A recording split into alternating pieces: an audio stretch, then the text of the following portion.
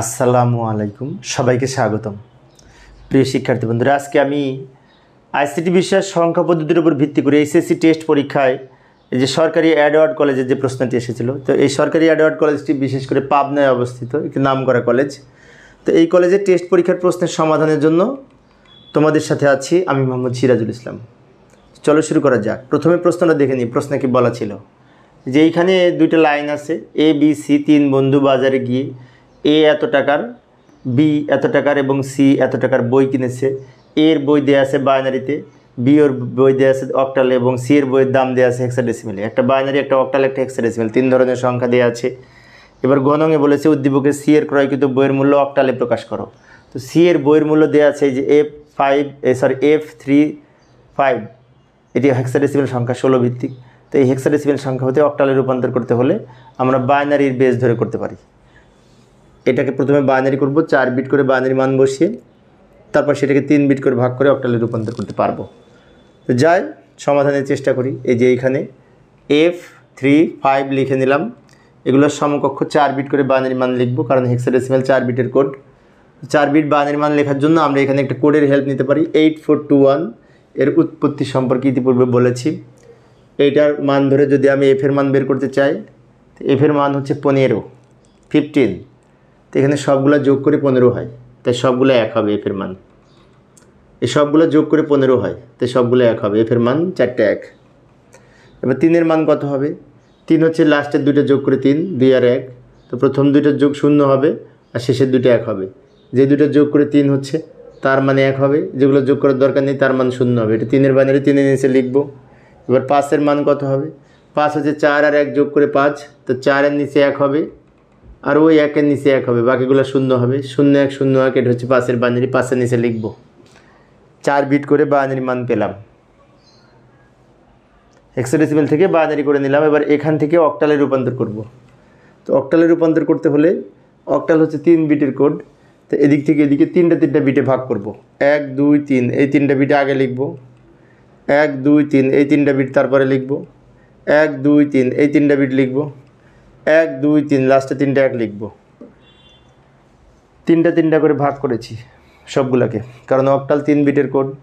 এবার এগুলোর সমকক্ষ অক্টাল মান লেখার জন্য এখানে যেমন 4 বিট ছিল, তাই 1 1-এর দ্বিগুণ 2, 2-এর দ্বিগুণ 4, 4-এর দ্বিগুণ 8, ডাবল ডাবল হতে হতে এসেছে। আর যদি 3 বিট হয় তাহলে ওই দিক থেকে 3টা মানে 4 পর্যন্ত আসবে। আচ্ছা, আমি এখানে একটা লিখে নিই। 421 লিখে নিলাম। এই কোড ধরে আমরা এর মান বের করতে পারবো। যেমন এই কোড ধরে যদি এটার মান বের করতে চাই, এটা যদি এটার সাথে মিলিয়ে দেখি সবগুলো 1, তার মানে কি 4-এর স্থলে 1 আছে, 2-এর স্থলে 1, 1-এর স্থলে 1, তাই 3টা যোগ করে 7 হবে। প্রথমে যদি 1 থাকে প্রথমে 4 এখানে লিখব। একটা যদি 1 থাকে যেখানে থাকবে সেটা লিখতে হবে। প্রথমে আছে 4 লিখেছি, যদি মাঝে থাকতো 2 লিখতাম। এখানে প্রথম দুইটা 1, তো প্রথম দুইটা 1 হলে এই দুইটা যোগ করব, যোগ করে 6 হবে। এখানে 2 প্রান্তে 1, 2 প্রান্তে 1 হলে 4 আর 1 যোগ করে 5 হবে। এবার 7, এই যে 7 4 6 5 যোগ করে আমি একসাথে লিখলাম 8, ভিত্তিক অক্টাল সংখ্যা হবে।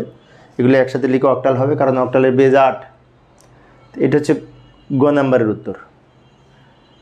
আমাদের হেক্সাডেসিমেল থেকে সরাসরি অক্টাল করা যায় না, তাই প্রথমে বাইনারি করব, তারপরে সেই বাইনারি হতে অক্টাল করব। বাইনারি যখন করব তখন 4 বিট করে মান বসাবো, কারণ হেক্সাডেসিমেল 4 বিটের কোড, তাই 4 বিট করে মান বসিয়েছি। প্রয়োজনে এই 8421 এই কোডের হেল্প নিতে পারি। আর যখন আবার আমরা এই 3 বিট করে ভাগ করে অক্টাল করব, তখন 421 এই কোডের হেল্প ধরে আমরা করতে পারি। আবার আমরা ঘ নাম্বারে ফিরে যাব, উদ্দীপকে ফিরে যাব ঘ নাম্বারের জন্য। ঘ নাম্বারে বলেছে বি এর চেয়ে এ বেশি মূল্যের বই কিনলো, 2 এর পরিপূরক পদ্ধতিতে ব্যাখ্যা করে দেখাও। বলছে বি এর চেয়ে এর বইয়ের দাম বেশি, সেটা 2 এর পরিপূরক পদ্ধতিতে দেখাও। মানে এখানে 2 এর পরিপূরক পদ্ধতিতে বিয়োগ করতে হবে, যোগের মাধ্যমে বিয়োগ যাকে বলি।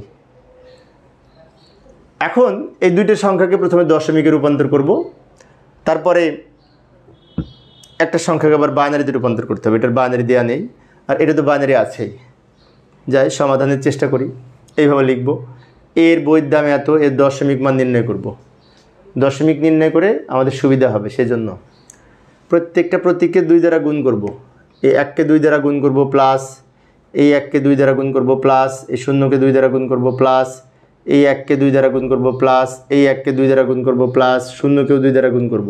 এরপরে পাওয়ার লিখব 0 1 2 3 4 5, তারপর সরল করব। এটাকে পাওয়ার করে 32, তাকে 1 দিয়ে গুণ করলে 32, এখানে পাওয়ার করে 16, তাকে 1 দিয়ে গুণ করলে 16, এটা 0, এটা 4, এটা 2, ওখানে 0 হবে। সব যোগ করে পেলাম 54। 54 সংখ্যাটি 10 ভিত্তিক দশমিক সংখ্যা, তাই ভিত্তি হিসেবে 10 লিখেছি। এখন আরেকটা সংখ্যা ছিল অক্টাল। কারণ 54 বাইনারি মান কিন্তু এটা, একটু মনে রাখবো, এই বাইনারি মানটা দরকার হবে আমাদের। এই যে এটা যদি প্রশ্নে দেওয়া আছে, এটা প্রশ্নে দেওয়া আছে। আবার আরেকটা সংখ্যা ছিল, এটাকে দশমিক করব। বি এর 36 অক্টাল 8 ভিত্তিক, এটার দশমিক যদি নির্ণয় করতে চাই, 3 লিখলাম, 3কে 8 দ্বারা গুণ করব, প্লাস 6 লিখব, 6কেও 8 দ্বারা গুণ করব। এবার পাওয়ার লিখব 0 1। এগুলো আমরা জানি, সেজন্য একটু দ্রুত বলছি। আমার ক্লাস যারা নিয়মিত দেখো তারা অবশ্যই পারো। পাওয়ার করলে 8, তাকে 3 দিয়ে গুণ করলে 24, পাওয়ার করলে 1, তাকে 6 দিয়ে গুণ করলে 6, 24 আর 6 যোগ করে 30।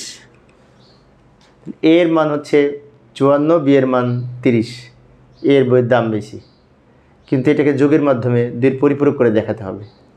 এখন আরেকটি বিষয়, এটাকে আবার বাইনারি করতে হবে, কারণ 2টা সংখ্যার বাইনারির প্রয়োজন হবে। প্রথম সংখ্যার বাইনারি প্রশ্ন দেওয়া আছে, বি এর বাইনারি মান নির্ণয় করব। এই 30কে বারবার 2 দ্বারা ভাগ করলে, 30কে যদি 2 দ্বারা ভাগ করি বাইনারি মান পাবো।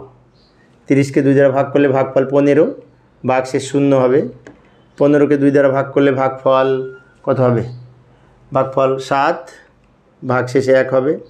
7কে 2 দ্বারা ভাগ করলে ভাগফল 3, ভাগশেষে 1 হবে। 3কে 2 দ্বারা ভাগ করলে ভাগফল 1, ভাগশেষে 1।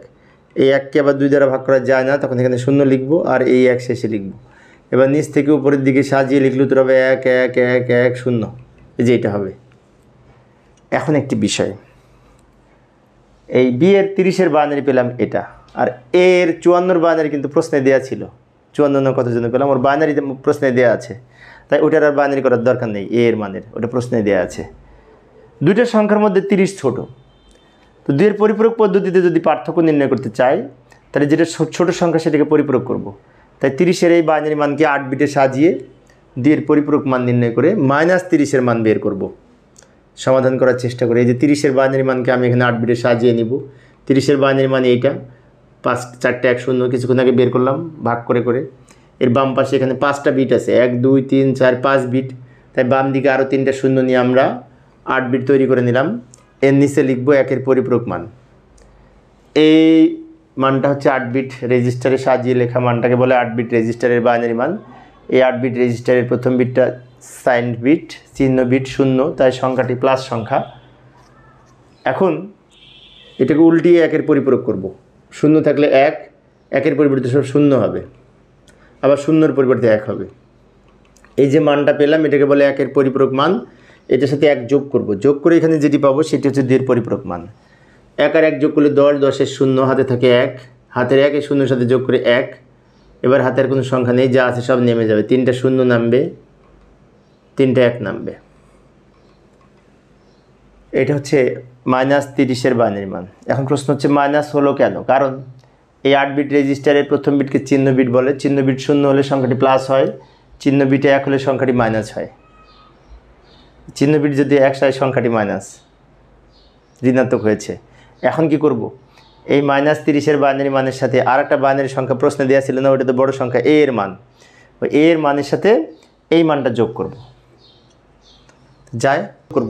প্রথমে এর মান 54 বাইনারি মানটা লিখে নিব। প্রশ্নে দেওয়া ছিল বাইনারি মানটা, কিন্তু এই যেই বাইনারি মানটা প্রশ্নে ছিল, কিন্তু বাম দিকে আরও 2টা 0 দিয়ে আমরা 8 বিটে সাজিয়ে নিলাম। এটা নিচে লিখব -30-এর বাইনারি মান, কিছুক্ষণ আগে বের করেছি।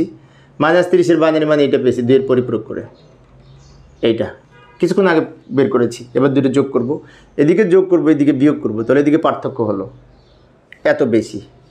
যোগ করব, বাইনারি যোগ, 0 আর 0 যোগ করে 0, হাতে কোনো সংখ্যা নাই। 1 আর 1 যোগ করলে 10, 10-এর 0 হাতে থাকে 1, হাতের 1 আর 1 যোগ করলে 10, 10-এর 0 হাতে থাকে 1, সে 1-এর সাথে যোগ করলে 1, 1 আর 0 যোগ করলে 1, 1 আর 1 10, 10-এর 0 হাতে থাকে 1, হাতের 1 আর 1 যোগ করলে 10, 10-এর 0 হাতে থাকে 1, আর এই 1 যোগ করলে 10, 10-এর 0 হাতে থাকে 1, সে 1 বাম দিকে লিখে দিব। এবং এইখানে এই যে বাম দিকে অতিরিক্ত এই পর্যন্ত 8 বিট, 8 বিটের বাইরে যে একটা বিট, এটাকে ক্যারি বিট বলে বা ওভারফ্লো বলে, এটি বাদ যাবে। তাই আমরা লিখে দিলাম ওভারফ্লো বিবেচনা করা হয় না, অথবা লিখতে পারি ক্যারি বিট বিবেচনা করা হয় না। এটা বাদ দিলে এখান থেকে এটুকু উত্তর হয় 3টে শূন্য বাদ দিলে এটা উত্তর 1 1 3টে শূন্য। সুতরাং 24 পার্থক্য 24 সংখ্যাটি ধনাত্মক সংখ্যা, কারণ এই যে সাইন বিট 0, তা এক্ষেত্রে সংখ্যাটি চিহ্ন বিট যেহেতু 0 তাই সংখ্যাটি ধনাত্মক হয়েছে, অর্থাৎ পার্থক্য 24। তো এইভাবে আমরা যোগের মাধ্যমে পার্থক্য নির্ণয় করতে পারি। এক্ষেত্রে ছোট সংখ্যাটিকে 2 এর পরিপূরক করে মাইনাস এ রূপান্তর করব। যেমন এখানে 30 সংখ্যাটি ছোট ছিল, এটাকে 2 এর পরিপূরক মান বের করেছি, এইটা হচ্ছে -30 এর বাইনারি মান। তারপর দুটো যোগ করলে এখানে মাইনাস প্লাস বিয়োগ হবে, আর ওদিকে অটোমেটিক যোগ হবে, বাইনারি যোগ। তো এই ছিল আজকের আলোচনা। পরের ক্লাসটি দেখার আমন্ত্রণ রইল। খোদা হাফেজ।